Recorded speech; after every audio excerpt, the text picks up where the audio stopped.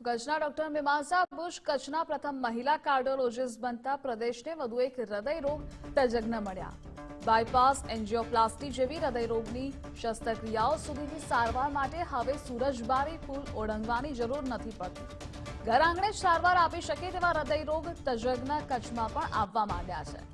જિલ્લાના જાણીતા તબીબ અને પૂર્વ સિવિલ સર્જન ડોક્ટર કશ્યપ બુશના પુત્રી મીમાંસાએ બેંગ્લોર સ્થિત નારાયણ હૃદયાલયમાંથી ડીએનબી કાર્ડિયોલોજિસ્ટની ફાઇનલ પરીક્ષામાં સફળતા મેળવી કચ્છને ગૌરવ અપાવ્યું।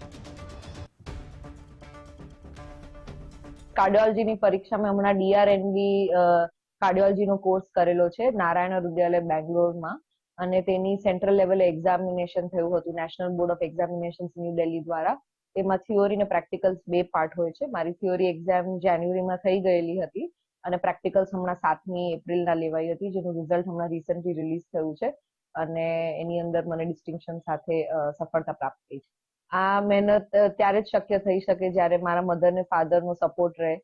બાળપણથી જ એ લોકોએ મને સપોર્ટ આપ્યું છે આગળ ભણતર માટે। કોઈ જે મને મારી ઈચ્છા હોય, જે બી ફિલ્ડમાં મારે જવું હોય, પણ પહેલાથી જ મેં મારા ઘરમાં મેડિકલ ક્ષેત્રનું વાતાવરણ જોયેલું હતું, એટલે મારું ઇન્ક્લિનેશન થોડું ટુવર્ડ્સ મેડિકલ સાઇડ હતું।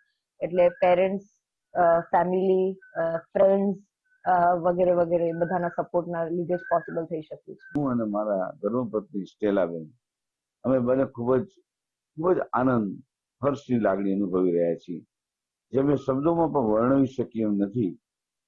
અમારી તો ઈચ્છા હતી જ, પણ સાથે સાથે અમારી દીકરી જે છે એમની પણ અંદરથી ઈચ્છા હતી કે આ રીતે મારે હૃદયરોગના સ્પેશિયાલિસ્ટ બનવું છે, અને ખાસ કરીને હૃદયરોગના ખૂબ જ વિશેષ એવા સુપર સ્પેશિયાલિસ્ટ બનવું છે।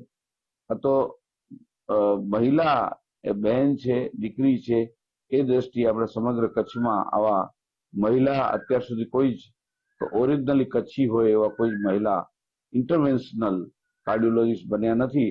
એટલે એનું એમને બહુમાન જાય છે, એ માટે પણ અમે વિશેષ આનંદ અનુભવી રહ્યા છીએ।